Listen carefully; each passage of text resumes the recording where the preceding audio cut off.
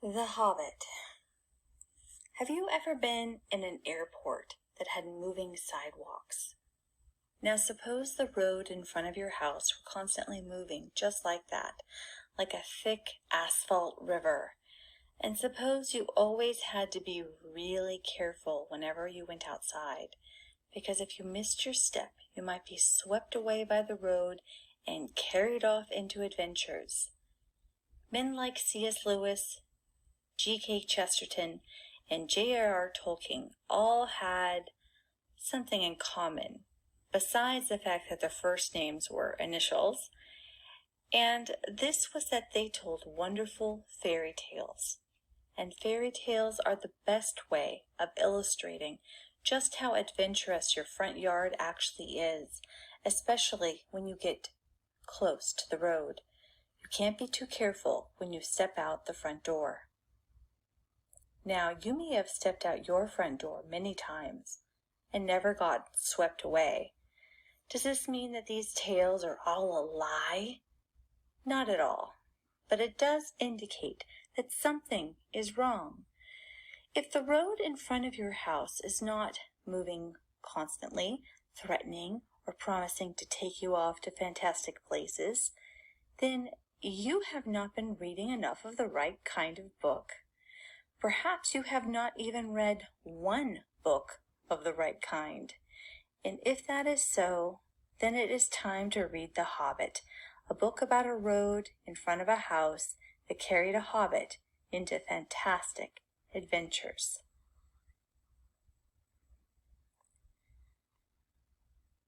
Gandalf produces a map from the folds of his robe that will lead the eager dwarves and one rather unwilling hobbit on a tremendous adventure. Later in their journey, they learn that a portion of the map is written in moon runes. Elrond explains to the travelers that such runes can only be seen when the moon shines behind them.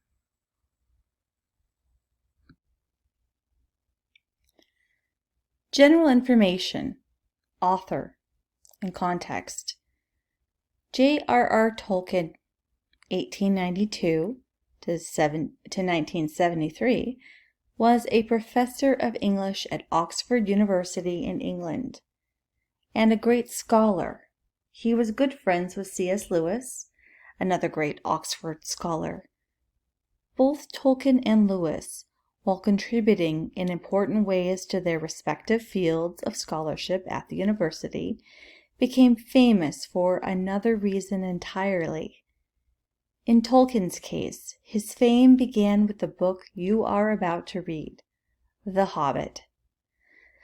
The story began when Professor Tolkien was grading exams and found that a student had left a blank page. So Professor Tolkien jotted this line on that exam paper: "In a hole in the ground there lived a hobbit." He later said, "Eventually I thought I'd better find out what hobbits were like. But that's only the beginning." J.R.R. Tolkien was an Anglo-Saxon scholar, and he was devoted to the study of languages. He was an expert in numerous languages, and his love for them comes out in his stories about Middle-earth.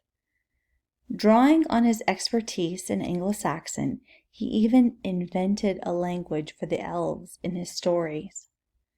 Throughout these stories, Tolkien's love for languages and his love for growing things come out in many ways. Significance. Many books that are bestsellers in their day are virtually unknown a generation later. This is true even of books that can be described as runaway bestsellers. They sell millions of copies when they are first published, but usually end up in yard sales 20 years later. Sheer volume of sales in a book's early years do not necessarily guarantee longevity. But when a book is a bestseller and continues to sell well over the course of many decades, it potentially shapes the way many people think, and then how generations think. When this happens, a book passes the first test of becoming a classic. Not every book that lasts is a classic, but every classic lasts. And while some believe it is too early to determine, many will likely read and enjoy and have their thinking affected by The Hobbit and The Lord of the Rings for centuries. Some of C.S. Lewis's books, like his friend Tolkien's, will likely become classics too. This is significant because much of the literature of the 20th century was characterized by rebellion against God and against the world as he created it. And yet most of these rebellious books will end up, along with other rubbish from the 20th century, in the dustbin of history. Another way to say trash can. At the same time, significant Christian literature from the century past, while perhaps fewer in number than the rebellious books of that era, will likely endure for subsequent generations. In short, this book, and the others that follow, is likely to be very significant in the history of literature, leaving behind a number of secular books that pretended for a time to have literary weight and merit. These books are being studied in classical Christian schools and in homeschools across the nation, playing an important role in establishing what constitutes classical literature. Main characters. The central character in this book is Bilbo Baggins, a clever and pleasant hobbit who discovers in the course of his adventures that he is far tougher and important than he ever thought he was. He is prodded into his adventures by Gandalf the Grey, a wizard and protector of the hobbits who comes to visit them periodically. Bilbo goes off on his adventure with some dwarves whose leader is Thorin Oakenshield. We are also introduced in this book to Gollum, a pitiful creature who used to be something like a hobbit before he was wasted away by the terrible power of a ring he had found.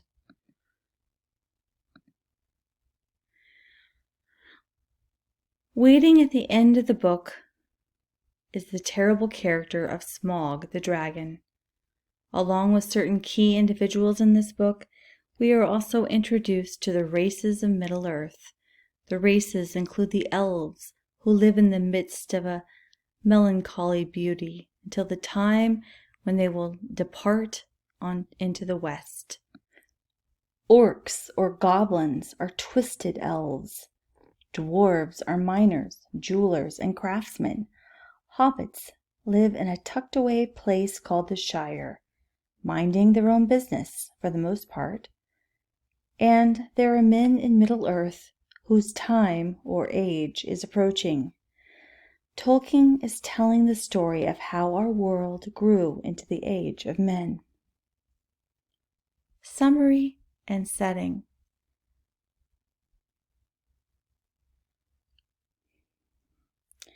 J.R.R. Tolkien was an Englishman who was saddened by the fact that England had no mythology. The peoples who lived around the Mediterranean had their gods, mythologies, and heroes. Jupiter and Juno, Venus and Mars, Aeneas and Ulysses, and many others. The people of Scandinavia had their gods and myths also, Thor and Odin and the rest. But the people of England did not have any ancient tales like this at all. So J.R.R. Tolkien decided the best thing to do would be to write a mythology for England. And that is what he did.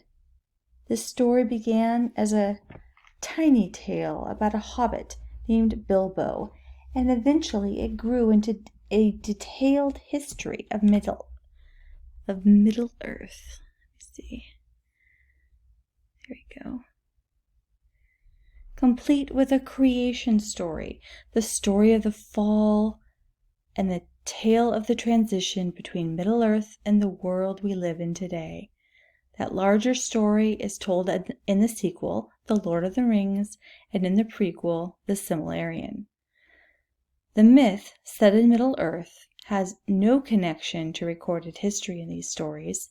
Tolkien loved antiquity, and in order to satisfy him, a story had to be very remote in time.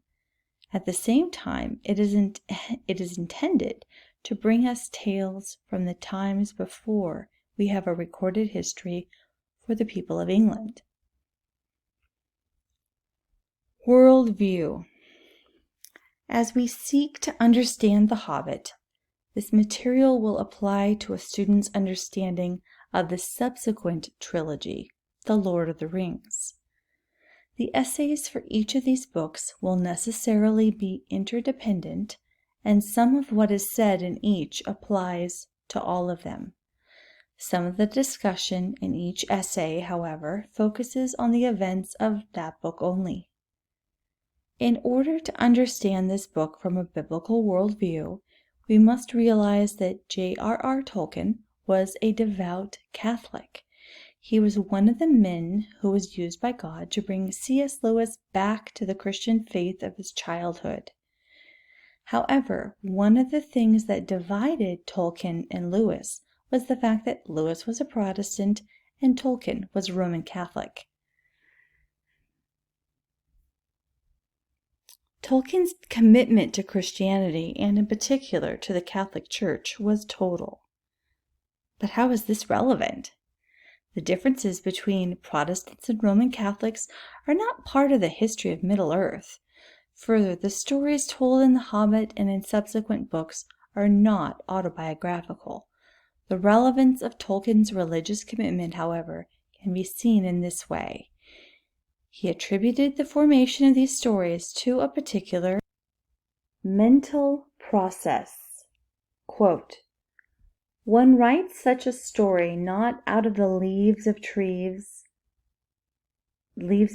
still to be observed, not by means of botany and soil science, but it grows like a seed in the dark out of the leaf mold of the mind, out of all that has been seen or thought or read that has long ago been forgotten, descending into the deeps."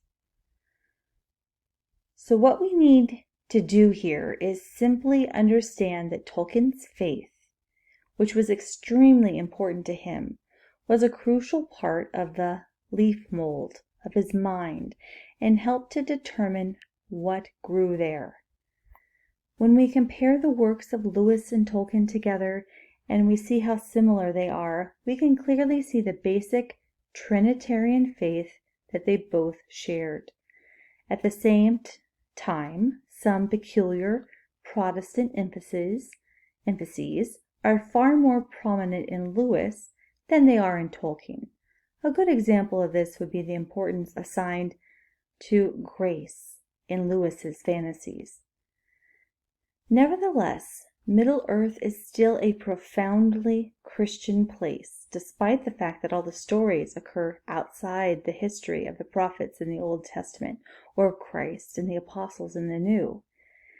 This must be emphasized because when the works of Tolkien became popular to a large reading audience in England and America, Tolkien's uniquely Christian vision was taken over by those who wanted to use it to promote a neo-pagan vision of the world.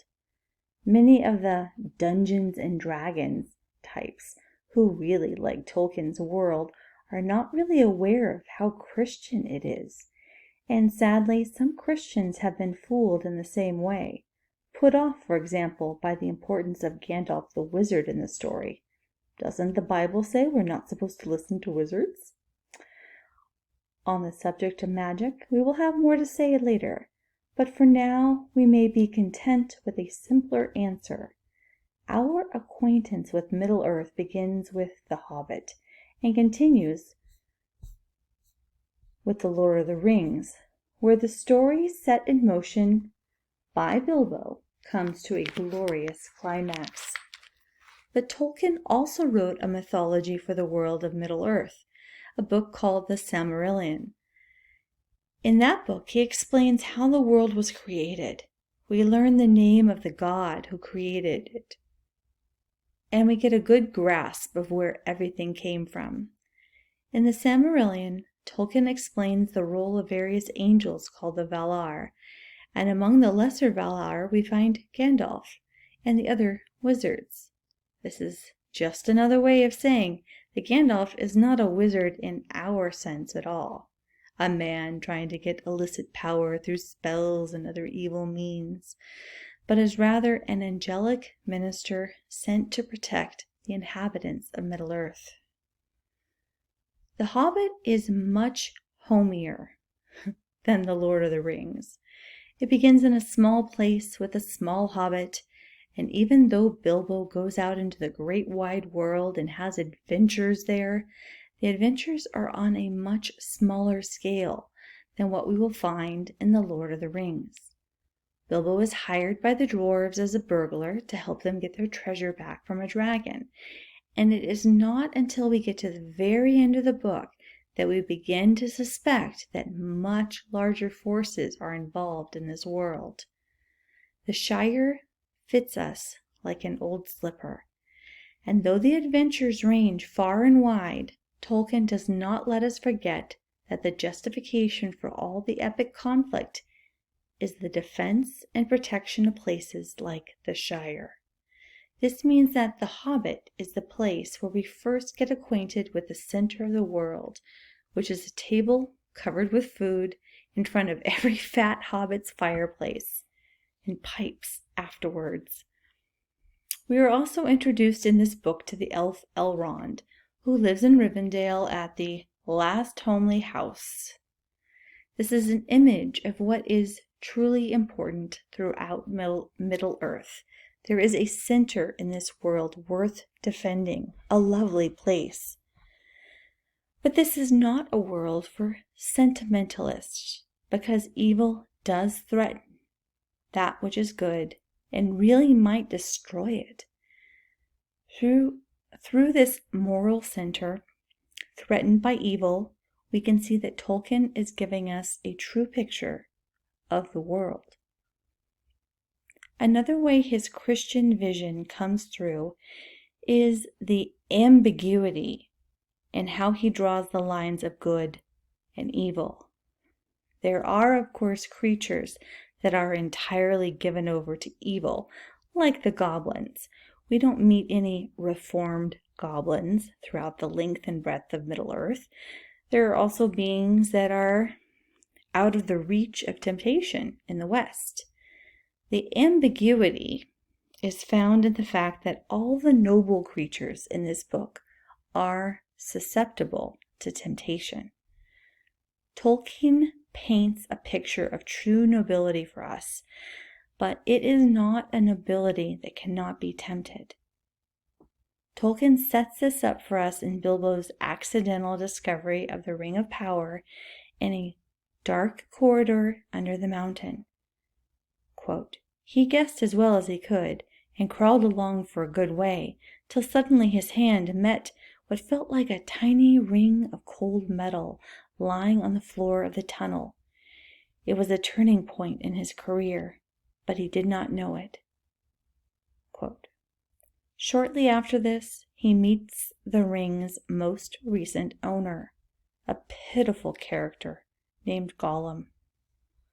They get into a riddling match, which Bilbo kind of wins. This is very important and shows what Tolkien is teaching us about this Ring of Power and all other things like it. Many years before, when Gollum and his companion had chanced upon the ring, Gollum murdered that companion for the sake of the ring. As soon as someone comes in contact with it, the power of the ring begins to turn and stretch the person in the wrong directions. This happens to Bilbo as well. Quote, He knew, of course, that the riddle game was sacred and of immense antiquity, and even wicked creatures were afraid to cheat when they played at it. But he felt he could not trust this slimy thing to keep any promise at a pinch. Any excuse would do for him to slide out of it. And after all, that last question had not been a genuine riddle according to the ancient laws.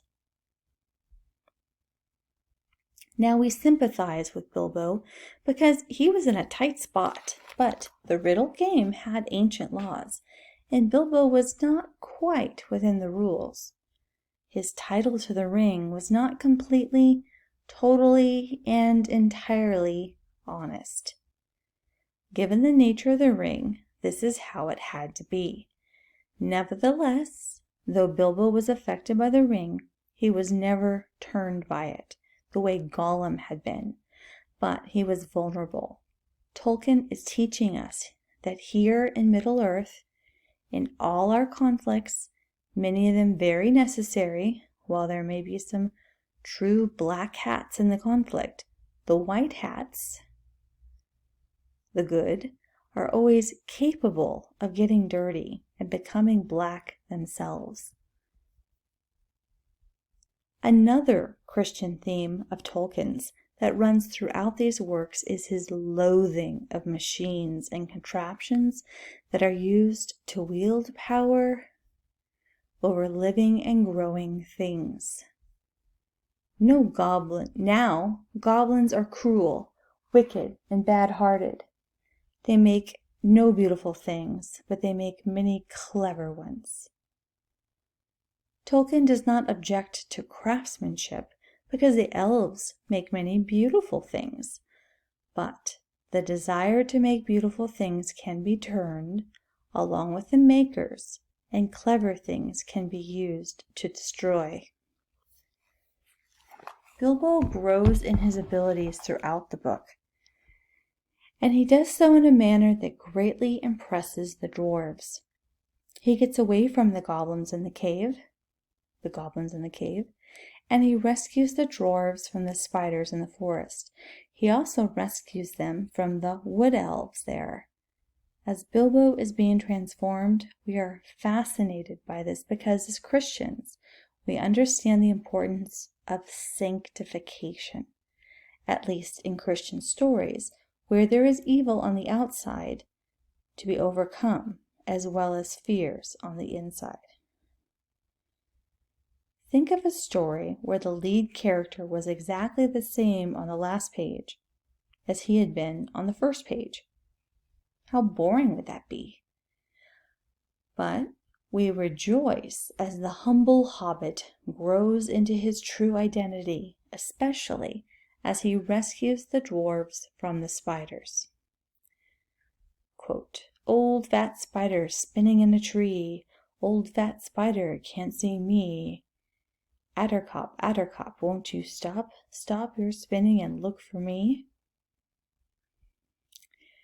Incidentally, this is one place where we can see Tolkien's love of the Anglo-Saxon language coming out.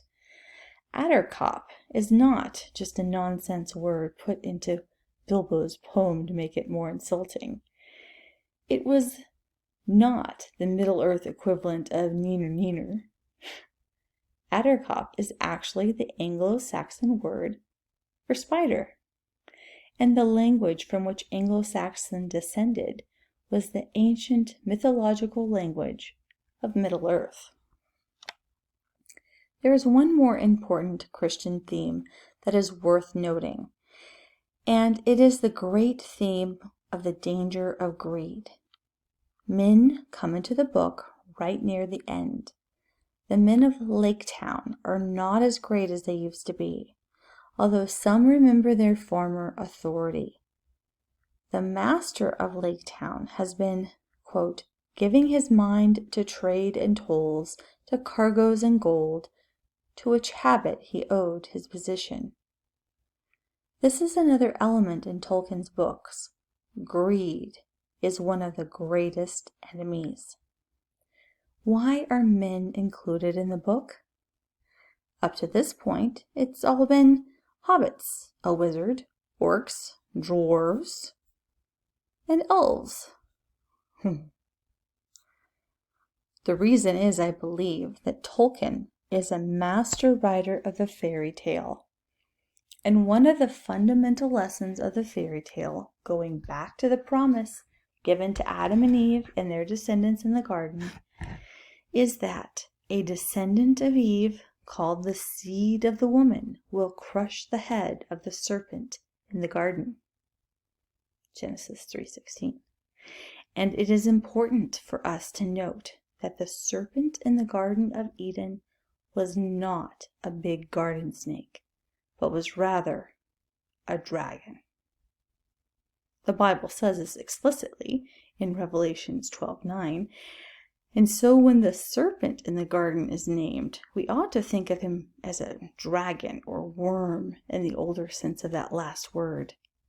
Smaug truly fits the description of such a beast, mainly because he was more subtle than all the other creatures. No dragon can resist the fascination of riddling talk and of wasting time trying to understand it. Chapter 12. Tolkien has understood our great adversary well and has painted him in colors true to Scripture. Satan is the father of lies, and the dragon is always of that same brood. It is therefore not an accident that in many popular movies and stories today we have examples of what can be called metaphor morphing. Metaphor morphing, or metamorphing for short.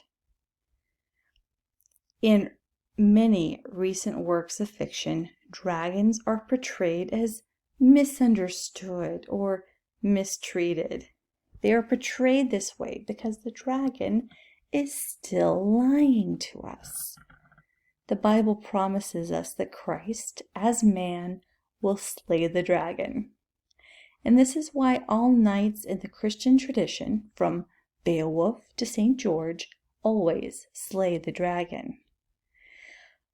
When the Apostle Paul says the God of peace will crush Satan beneath the believer's feet, Romans 16:20, he is referring to a promise of dragon slaying, Genesis 3:15. It is important that Smaug will be killed not by an elf or a dwarf or a hobbit. True to the fairy tale, true to Scripture, the dragon is slain by a man. Quote, "No one had dared to give battle to him for many an age, nor would they have dared now. If it had not been for the grim-voiced man, Bard was his name, who ran to and fro cheering on the archers and urging the master to order them to fight to the last arrow." And it is that man, Bard, who shoots the fatal arrow. In the main themes of his work, J.R.R. Tolkien has given us an enthralling and very Christian view of the world, even though he is showing us our world by showing it to us before it really became our world. Some things change, but the fundamental issues, the permanent things, do not. Douglas Wilson. And a couple captions. Smaug is the last of the great fire drakes and the greatest dragon of his time. He has lain on an immense bed of gold and jewels in the ruined halls of Erebor for 171 years, until one day in October, a single two-handled cup is stolen from him. According to a letter by Tolkien from 1938, the name of the dragon was a bit of a joke. The dragon bears a name, a pseudonym, the past tense, of the primitive Germanic verb smugan, to squeeze through hole, a low philological jest. And I think I missed another caption.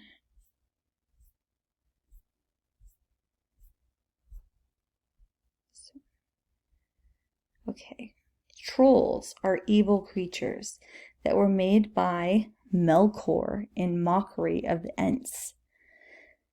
There are different varieties of trolls found in Middle-earth, and the kind Bilbo meets are likely stone trolls, since Appendix F1 of The Lord of the Rings mentions that in the Westlands, the stone trolls spoke a debased form of the common speech. The description certainly matches Bert, Bill, and Tom quite well.